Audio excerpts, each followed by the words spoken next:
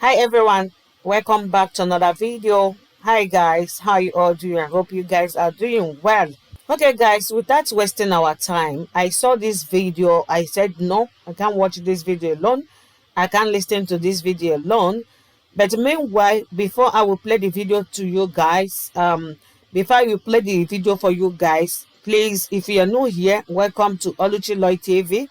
Don't forget to subscribe. This channel is hot and it will upload current video from the direct source. So guys, please subscribe, like the video, and feel free to share. So guys, this few days a lot of things is happening. A lot of things is happening. I come across this video of FFNK.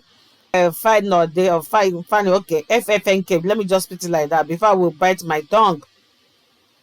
So this video, I take my time to listen to this video. I said, no, this video, I can't listen to this particular video alone. If really what this man is saying is true, the video makes sense to me. It makes sense, but I can't reason that alone because there's a lot of people who also reason very, very, very well. There's a lot of reasonable people in this particular channel. So I want us to reason this together about what FFNK said. He said he really said a lot, my people. In fact, since I've been listening to this man, this is the first time I can listen to his video or watch his video from the beginning to the end. There's some facts that I really learned, and there's some information, very strong information that I really get from that particular video. This video is not a day old. Let's say it's about 17 or 16 hours ago. It's a fresh content. It's a fresh video that he released. So my lovely brothers and sisters, I would like us to listen to this video. All of us, everybody, we must all listen and share, and you can see your stand so that you know your stand, because up to now it's like a lot of people we don't really know our stand. Both the Biafrans and the Oduduwas, everybody's still confused. But by listening to this video, I'm sure you will know a little bit of your stand, because this particular video, there's a lot of information that is released by FFNK. Please, my people, when you listen finish, what is your opinion in this video? Please leave your comments below. What is your opinion in this FFNK video? What do you think about what he said from the part 1 to part 2, from the beginning to the end of the video? Please leave your comment below to teach other people, so that other people will also learn from your own comment. We don't know it all. That's why I bring this information for you guys to help. Let's reason it together, because I do read your comments and also learn a lot from comments. So it's very, very important for us to analyze. This is analyzed by commenting, and analyzed by commenting about what FFNK said in his video below, so that when people come across your comments, they will learn a lot on your comments. Thank you everyone, and listen to the video. Somebody asked me what I felt about what was going on in this country and how things would unfold, and whether I'm worried or not. The answer to the question is yes, I am worried. And let me tell you what I believe is happening. There are 4 major forces in this country today. I'll call them 4 horns. 2 are in the southwest. 1 is in the east. And the 4th one is Buhari, and he represents the north. Now in the southwest, you have 2 horns, very powerful, aggressive, focused, and very, very committed horns, in the persons of Gani Adams, who is the Ààrẹ Ọ̀nà Kakanfò, and the other is Sunday Igboho, who, by any standard, is the hero of millions. Exceptionally tough young man. Now, these 2 forces, they represent the heart, soul, and mind and spirit of the Yoruba people. They cannot be stopped. They're not politicians. They cannot be intimidated. They cannot be threatened. They're extremely focused, and both of them, if sufficiently provoked, the kind of mass following they have, their readiness to die for their cause, they're extremely dangerous. Thankfully, they're good men, and men that simply want a fair deal in a wider Nigeria for our people. Also men that are committed to the cause of Oduduwa Republic once it is clear that there can be no fair deal in a wider Nigeria. They're totally committed to that. In fact, they're simply waiting for the integrationists to offer a better deal. Outside of that, they're leaving. And when they decide to go, it would take a war to stop them. And they have the hearts of the people. In the East, you have Nnamdi Kanu. I know him, exceptionally tough, very courageous, and he has a massive following. Absolutely massive. I call him the third horn. I call him the Tiger of the East. Exceptionally tough man and inspirational. And if there is to be an election in the East or in Biafra tomorrow, he would win hands down. He has the hearts, minds, and souls of the people, and he's fighting for his people. Then you go up north, and you go, before I get to the president, you go to the Middle Belt. There's a man who's a good friend of mine. He was at Oxford. Brilliant man, Obadiah Malafia. Obadiah is not a freedom fighter as such. He's not a man that is committed to any form of violence. But he's a man of ideas, and his ideas are explosive, extremely inspirational. He's very focused. He's a brilliant intellectual, and his ideas and his intellectual contributions are more powerful than bombs, because he has ignited the sense of awareness of the people of the Middle Belt, the Christian minorities, particularly the northern minorities, particularly the Christians.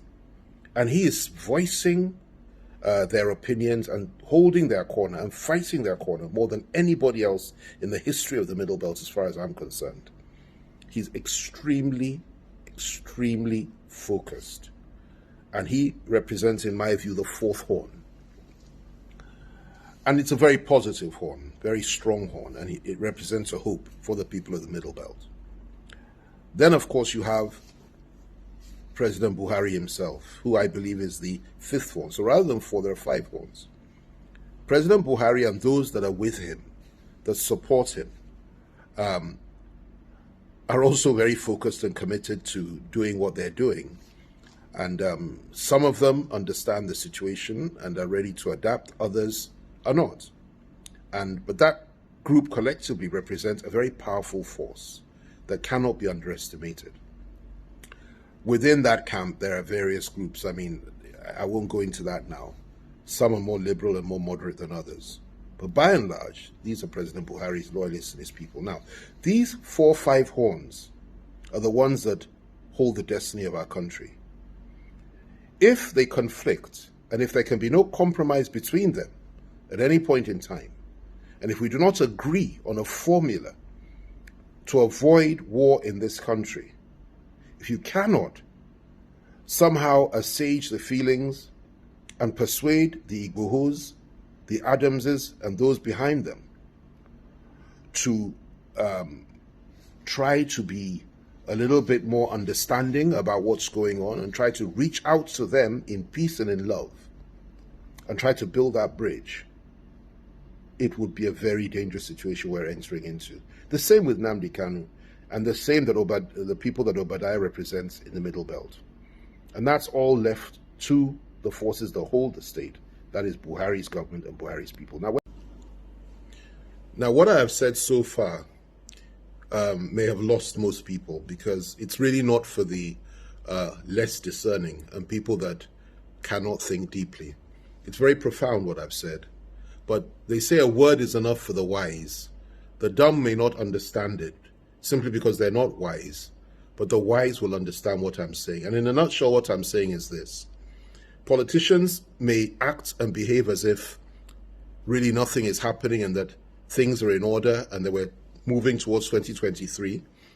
And they are totally and completely besotted and obsessed with who will become president tomorrow, or at least in a couple of years.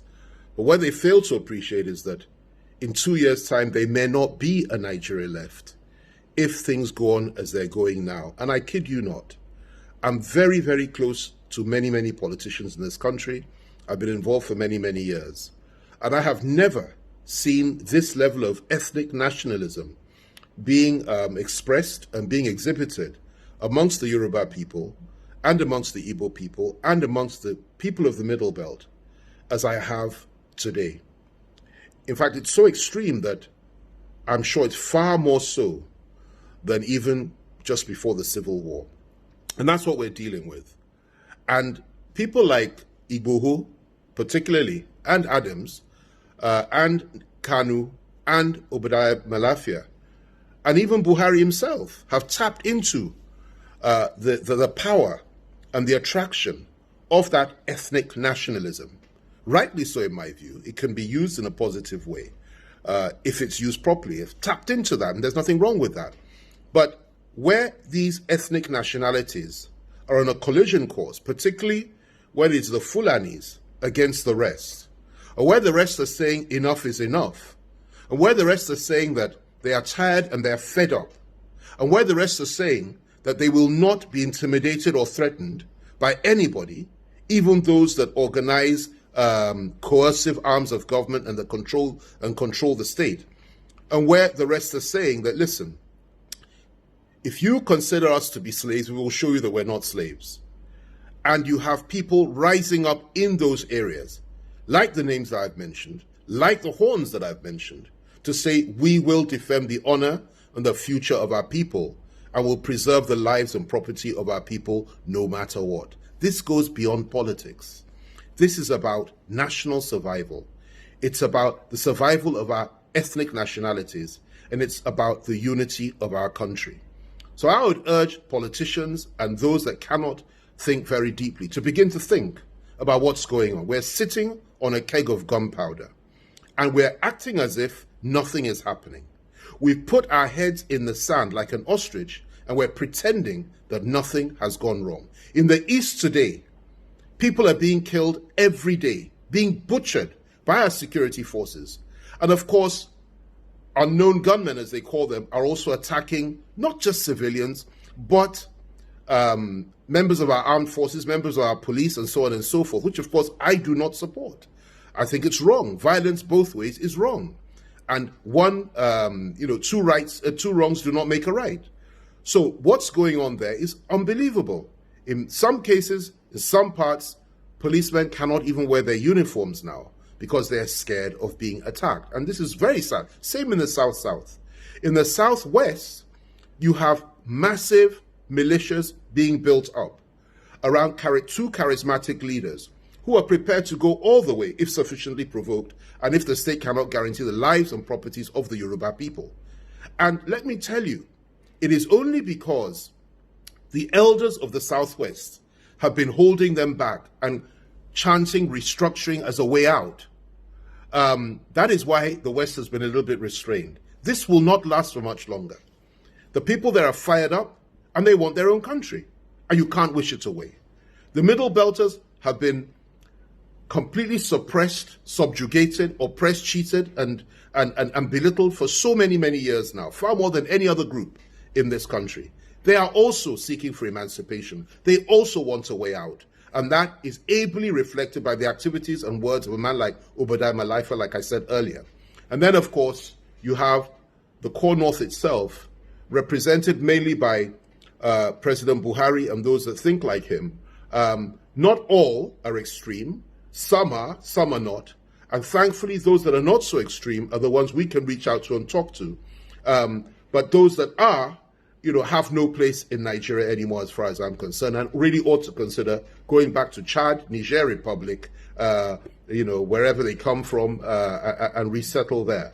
But as far as this country is concerned, whether you listen to me or not, whether you believe me or not, and we will have this conversation again in about 3 years' time, and I'm sure at that time you will say, yet again, FFK was proved right.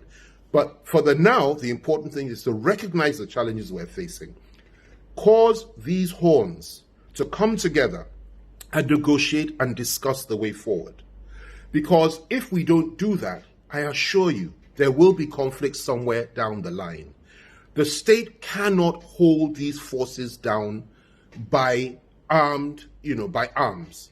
The state cannot suppress the will of the people of the Southwest through arms. They cannot do it. They can't do the same to people of the Southeast. They can't kill everybody in the South. They can't kill everybody in the Middle Belt. And they cannot kill everybody amongst those in the core North that also want to change. What we need to do is to establish the fact that it is important for us to sit down and talk as nationalists and see if there's a way out of this and negotiate this thing to a point that everybody is comfortable, whether through restructuring or whatever it is. What we mustn't do is continue to act as if we don't need to talk to each other and act as if nothing will change, nothing will happen, doesn't matter how many people are killed, that the state can hold the line. The state cannot hold the line in a conflict like this. It's only a question of time. It's only a question of time. And the most important thing to recognize also is this: there are men of goodwill on all sides. We may disagree on Oduduwa, Biafra, Nigeria, or even an amalgamation of the four zones, the Middle Belt, the South-South, the Southeast, and Southwest coming together to form one country, and the core North going its separate way. Or we may have 5 or 6 separate countries at the end of it all. Or we may believe in an integrated Nigeria, which is restructured, we continue as one. It doesn't matter what you think. It doesn't matter what you feel. It doesn't matter where you stand on the way forward. What matters is that we must have peace. We must have dialogue. We must have understanding. And we must stop this idea that you can kill all those that are opposed to you and that you can wipe them off the face of the earth and crush the opposition and crush those that do not agree with you. This cannot work. We must talk. We must dialogue. That's the way forward. That's the only way forward. And that's my preferred option for the future for this country. I continue to trust God that we won't have a war, we won't have a conflict. But I assure you, as sure as I am, that night follows day and that day follows night. If something isn't done and we don't retrace our steps and we stop demonizing each other and killing each other, and the killing of the Igbos doesn't stop in the Southeast, the killing of Yorubas doesn't stop in the Southwest, the killing of Middle Belters does not stop, being killed by different people, whether Boko Haram, Fulani herdsmen, elements within the security forces, or whatever it is, whoever's responsible, at the end of it all, everybody will say to your tent, O Israel, they can kill us, but we also have the right to self-defense, and we will fight back and we'll defend our people. And nobody can take that right away from anybody. So let's have this conversation again in about 3 years. We'll see who's right and wrong. But I urge you all just to think and to understand the complexity of this situation and the gravity of this terrible mire that we found ourselves in. I pray for those that make these decisions. I pray for those that are in a position to help us achieve peace. And I call for dialogue and understanding on all sides, but with justice. There must be justice.